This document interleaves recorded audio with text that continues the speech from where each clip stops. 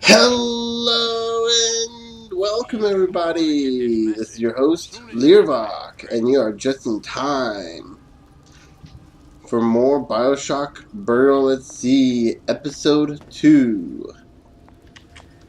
Episode 2 of Episode 2. That's a weird thing to say. But yeah. In the last episode, we found out that we're playing as Elizabeth. It's gonna be messy, I don't know if... Well, a blow to the back of his head will serve just as well. Be a hell of a lot quieter, too. That's not what you would have done. I'm not Booker. Just because your father did something one way, doesn't mean you have to. So yeah, you might have noticed, this game kind of becomes more of a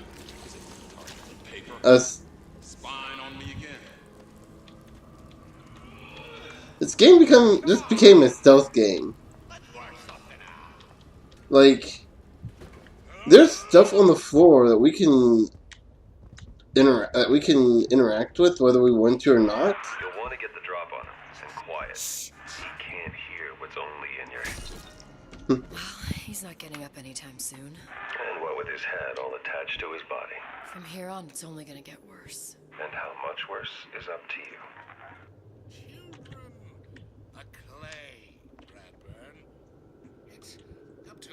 To see they become Grecian herbs. Don't return to mud. Is that Mark Hamill?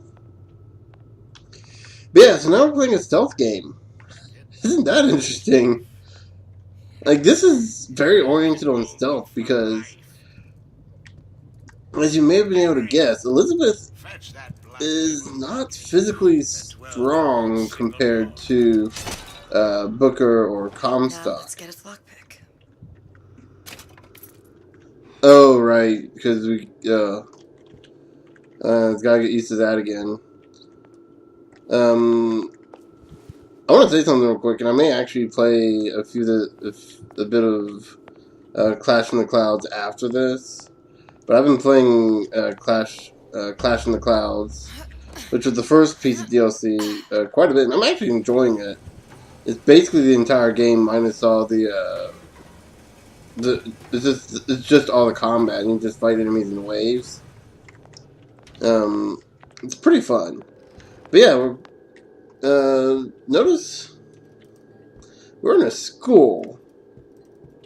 Not entirely sure how we got into this school, because I'm fairly certain this is not part of Fontaine's department store. But then again, I'm also kind of curious as to how Fontaine's department store is gaining power if it's eliminated from the rest of Rapture. This is also one of the funnest lockpicking mechanics I've ever seen in the game. I hope in the next Bioshock game. A blue pin will open the door and knock free a noisemaker. A red pin will open the door, but also sound an alarm. So yeah. And simple enough. Just breaks. Just a 6-pin tumbler. But there's an alarm. That could come in handy, though. Either probe a neutral pin and open the lock. A red pin will open the lock, but also sound an alarm. So yeah, don't want to get the alarm. So yeah, and it's unlocked. Lions of the Week. And now we're back to having health kits, just like in the original Bioshock. But yeah, we're in one of Andrew Ryan's schools. Again, kind of wondering how we got into this from Fontaine's department store. Whoa. What was that? You know, don't you? The doors, they're cracking open. My memories of the future and somewhere I'm going to go. You sure it's your future you're looking at? If not mine, then whose? Oh, did I just hear? Ryan the Lion says, chew on that, you parasite. Yeah, that's Andrew Ryan speaking. Huh. So somehow he had time to write a terrible, terrible propaganda thing. But you know what? To be fair, ooh, crossbow. You sure you're ready to use that? It's a crossbow. Looks like the bolt delivers some kind of sleep agent. Probably phencyclidine or sodium thiopental. Hmm. They had all kinds of books in my tower. How do you think I always knew what ammo to toss you? Know it ain't the same as being ready. Why don't you ask Comstock how ready I was? Your father's blood runs in your veins, but it doesn't have to be on your hands. And what It's up does to You you. see the bent up arrows. Stealthy approach is safer and more efficient. Sneak up on foes and for melee attacks to knock them out. If you're spotted, stay out of sight and keep quiet. Those who cannot create will always I'll be able to pick that up. Where And we'll want to asks Peter the parasite while he picks your pocket. get out of sight. Where does one find the parasite? Now what we can do is we can, there we go. You get a good view of the sights. Now this isn't going to be explained just a little bit, but if you want to drop down without making noise. Damn air grabber must be busted. Oh, I did not realize it would make that much noise. I did not realize that made noise after a while. Okay, that is new. Okay, and we got the hand cannon. And yeah, I switched it to C in this one because G is now health. I had to change stuff a lot here. It got really confusing. But yeah, I did not realize those made noise.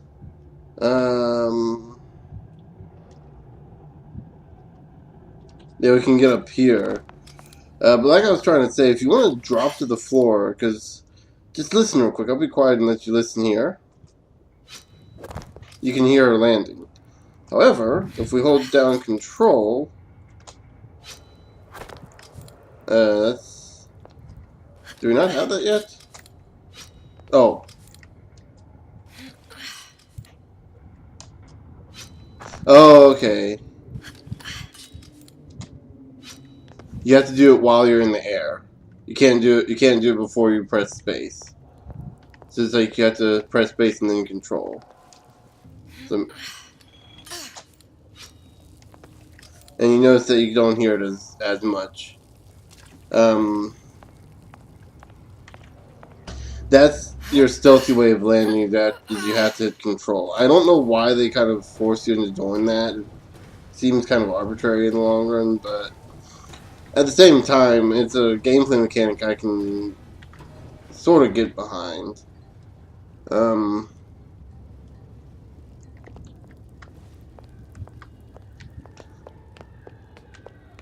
I mean, it is a stealth. This is now a very stealth-oriented game, and much like with the last one, much like with Burial at Sea, you're going to be kind of scrounging for what you can. And I like it a lot more in this one than I do in episode 1.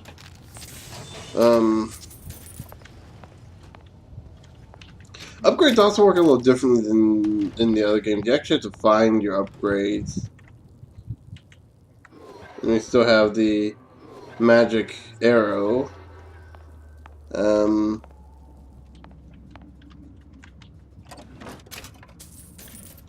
love how this is a society that preaches individualism, yet would go so far as to sit there and say, you know, helping, like, having, like, you're allowed to think for yourself, but if you go against any of my ideals, you're wrong. Again, another problem with the hypocrisy of objectivism. And I know I'm, like, pissing off all, like, two people who actually, well, let's put it this way, 2 people under the age of 50 maybe, who think objectivism is an actual good thing. And you know what? Considering I've had to work with someone who had they known Ayn Rand or Ayn Rand, how do you say her name? I don't exactly know. Um, Look, Suchong. That's the name you had me tell Atlas. I don't follow. Looks like this character Suchong has taken over the Silverfin restaurant. That's where the tear was that I used when I first came to Rapture looking for Comstock. Before this place was turned into a prison. But the first time you came to Rapture was in 1960 with Booker, when you drowned Song. Over a year from now. Yeah, that's right. When I could see all the doors, it all made sense. But now it's just a jumble. Elizabeth, you're bleeding. Now I know. I was gonna make a joke there, but All right. If we're gonna find nah. Silverfin is the place to start. I know the way. Now this is pretty cool here, using the airless to change the to open the thing, and that's you know, I think I'm gonna probably spend some time out here a bit before we go any further. No, because that's progress, but we don't want to go there yet. We have here for the film. Need to know theater. Free men and free markets. Are you in the know? There has been a lot of idle talk from Kinetoscopes, that's what these are called. I was trying to remember that the whole last episode. Like, I believe in free men. last and free few markets, episodes, let's put it that way. but I also believe in my city. And Frank Fontaine's purpose was nothing less than the destruction of Rapture. It was he who gave comfort to the laggards and layabouts. It was he who coddled the traps and vagabonds. Fontaine was poisoning the people of Rapture. But his venom wasn't made of arsenic or strychnine. No. That's how you say that's how you spell strychnine. Deadlier. And for the longest time, I thought it was strip-9. Altruism. I've never seen it spelled out. I've only heard it, and it sounds, and you know, strick and strip sound the same. Yeah, we're gonna be getting like stuff from here a lot more. Probably not ammo as much, but we're definitely gonna be getting like med kits and lockpicks. Because as you noticed, we can only carry 4. We can only carry 6. We can only carry 12. We cannot carry. We cannot carry nearly as much as we used to be able to. This is still the right? Yeah, this is still the school, isn't it? Yeah. But yeah, so okay. So here's a question I've been meaning to ask since we kind of got in here. Cause it seriously, no joke, just popped in my head as we were experiencing it. Why is Atlas here? Wasn't Fontaine's department flooded? For lack of a better term, flooded afterwards? I needed something to wear that was a little more Rapture appropriate. Something here that's a little more Rapture appropriate. I don't think we're gonna find it in here. Wow. You didn't have these books in my tower. Oh, if they did, I'm fairly certain it would have, well,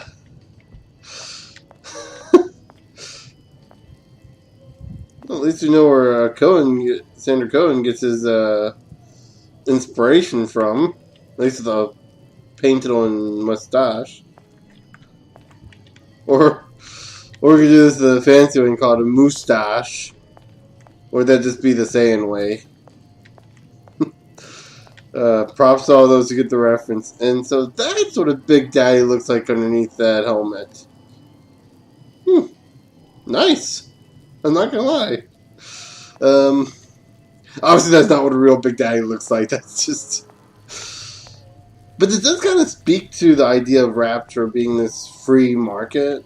Like, anything goes. No regulation. Because, keep in mind, this is 1948.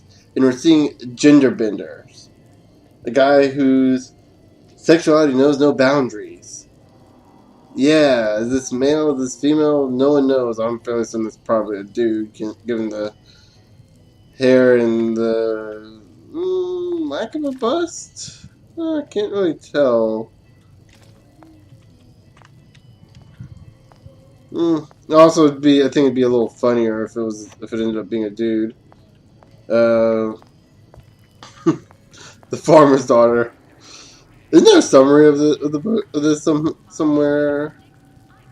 I think there's a summary of some of these. One of them talks about like a farm girl who comes to Rapture, like a farm girl who comes to the big city and finds something. I think it might be the farmer's daughter that's just trying to find. So that's a prequel to Psycho. Yeah, go ahead and. Dear madam, I have received your letter regarding our new line of Peeping Tom plasma. I am not controlling the lock, by the way. Tough I'm only love. controlling to push it. This is Rapture, miss. What my customers do with my product is their business. If you are feeling uncomfortable, you are more than welcome to line the walls of your home in lead. If you wish, I could direct you to a reputable supplier.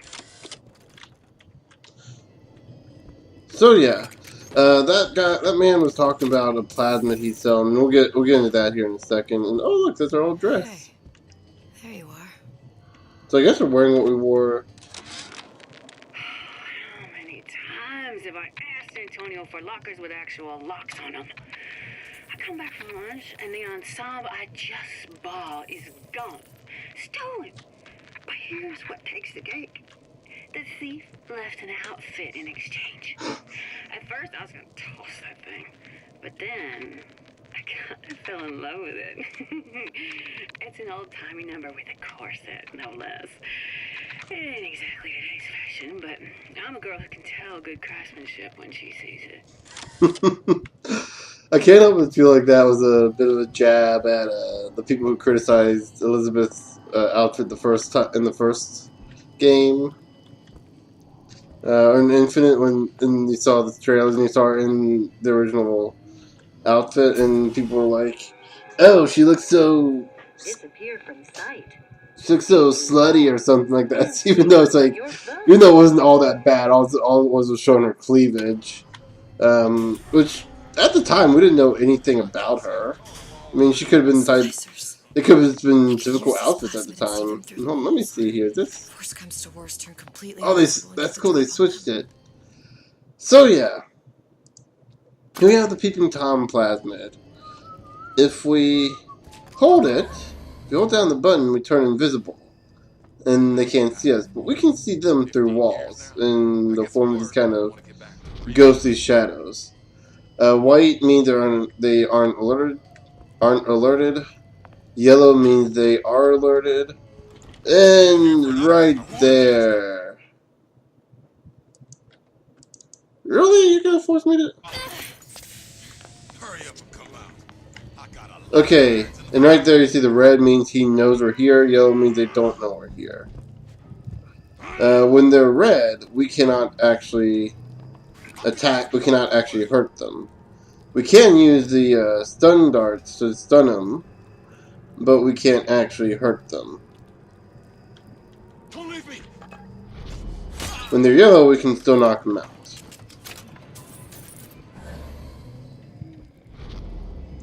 Now there are a few upgrades we can get with this, much like in the last game. The last few games we can upgrade our tonics and Say, everyone wants ouch. It only seems to be knocking them back. You're only gonna do real damage that way. If they don't see you There we go. And then we can also get the tranquilizer back. before, when you said you were in Paris. It wasn't really Paris. It was more of the world as I want to see it. I suppose I wasn't really happy there. We'd all be better off, us DeWitts, if we could leave well enough alone. So yeah, now you start to see where the stealth mechanic really starts taking place. Because if we are caught, we really only have our hand cannon and maybe a shotgun eventually. And I'm just going to go ahead and say spoilers on the shotgun. The shotgun only holds about 2 shots before you have to reload it. 1, 2, 3. And as you notice, it only held like 6 ammo total. And we're going to be dealing with far more than just a few, these 1 or 2 enemies that we've been dealing with so far.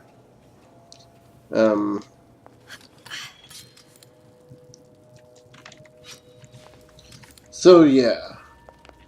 The Peeping Tom is going to come in real handy, and eventually, like I said, we're going to be able to upgrade it. In the meantime, I think this is as good an area for us to stop on. And no, there's no way to hack vending machines in this game. We can hack turrets, though. Vending machines, unfortunately, can't... Uh-oh.